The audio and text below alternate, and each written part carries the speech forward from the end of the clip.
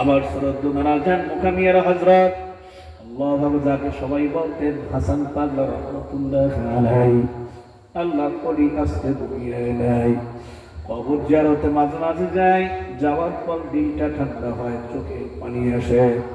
ওই তো চরমায়ের আল্লাহর কুতুব জান্নাতি বাগানের মধ্যে ঘুমাই আছে। কত মানুষ কবর জিয়ারত করে আর কান্না করে, আল্লাহ তাদের ধনী ফয়েজ আমাদেরকে দান করে।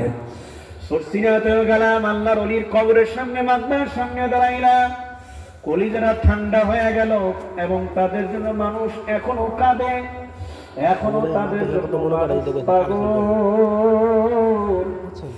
আর যারা বদকার হইয়া সুন্দর বেনামাজি হইয়া কবরে যায়, মানুষ বলে কি বালা মুসিবত থেকে আল্লাহ হেফাজত করছে। মুসলমান ইমানদার, এই জন্য অনুরোধ করে বলবো গুনার কাজ ছাড়ো, এদের কাম ধরো। আমার মাওলার জন্য পাগল হও, তারপর আমার মাওলার কবরে গিয়ে ঘুমাইও।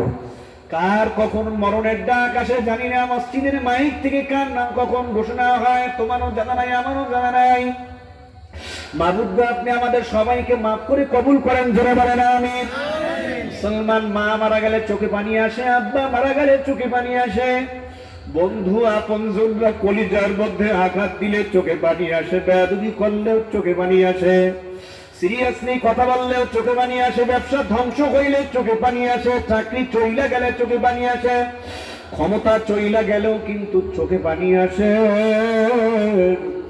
একটাবারও চিন্তা করে দেখলা না তোমার আমার অন্যায় অপরাধ গুনাহের কারণে কবরের ভিতর জাহান্নামের আগুন লাইগা রইছে।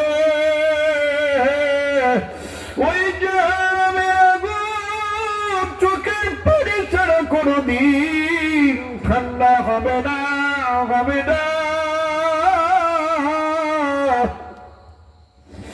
হে মুসাফিরের বেলারা, এ কবর পথের পথিক আমার ভাইরা, পর্দার মা বোনেরা, গুনার কাজ ছাড়ো, নেক আমল ধরো, পর্দা করো, স্বামীর খেদমত করো, সন্তান গুলো মাদ্রাসায় পাঠাইয়া কোরআনের হাফেজ বানাও, আলেম বানাও।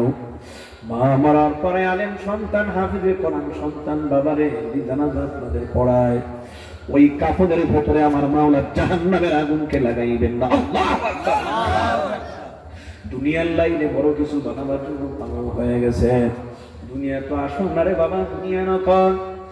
এই দুনিয়া সবই পার, কবর যে তোর আসল ঘর। কেমনে সেথায় থাকবি পরে, শুধুই মাটি বিছানা। চিন্তা করে দেখো না, কবরে কি যাইবা না। ওই কবরে আমার আল্লাহ ছাড়া কেউ তো আপন হবে না।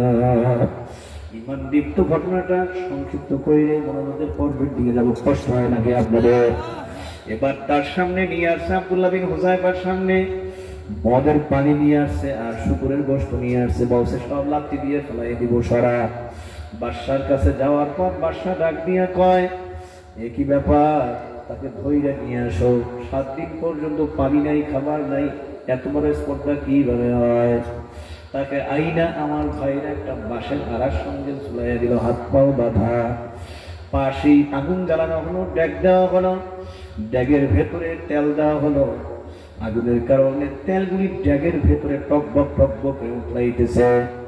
বাদশা নামদার রোমান সম্রাট ডাক দিয়া কয়, রোমক ডাক দিয়ে কয়, ওই কয়েকখানা থেকে একজন কয়েদিকে নিয়ে আসো।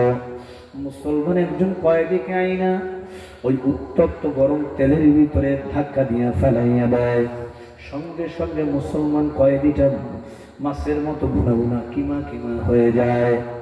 আব্দুল্লাহ বিন হুযায়ফাকে বাদশা ডাক দিয়া কয়, সম্রাট আব্দুল্লাহ বিন হুযায়ফা, তোমাকে আমি লোক দেওয়ার চেষ্টা করেছি, প্রথম বলেছি ক্ষমতা দেওয়া হবে, আমার কন্যা সন্তান তোমার কাছে বিবাহ দেওয়া হবে। তোমার ইমান বড় মজবুত, দুর্বল হয় নাই। আল্লাহু আকবার।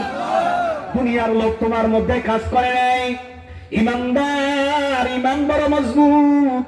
যখন তোমার শরীরের ভিতরে হারাম ঢুকায়া দেওয়া হবে, বাহ্যিক শক্তি পেয়ে যাবে, ইমানি কুওয়াত পাওয়ারটা কমে যাবে। হারাম খাবার বেশি গ্রহণ করো নাই, বলছো লাত্তি দিয়া ফেলাইয়া দিবা। এবার শোনো, যদি ইমান না ছাড়ো, ওই তো এই মুসলিম সৈন্য যুবকের যে অবস্থা হয়েছে, পরিণতি হয়েছে, তোমাকেও সেই পরিণতি ভোগ করতে হবে।